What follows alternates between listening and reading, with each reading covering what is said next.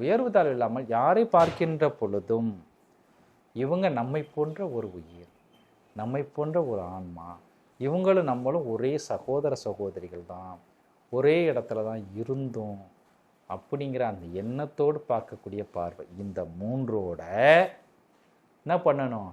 தவம் செய்ய வேண்டும்.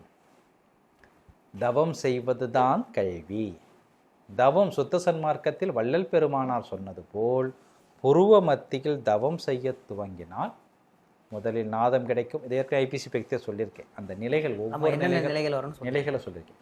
ஒவ்வொரு நிலைகளுக்கு போக போக போக நம்முடைய உடல் மாறும், எண்ணற்ற ஆற்றல்கள் கிடைக்கும், சித்துக்கள் கிடைக்கும். இறைவனுடைய அருள் கிடைக்க கிடைக்க கிடைக்க சித்துக்கள் கிடைக்கும்.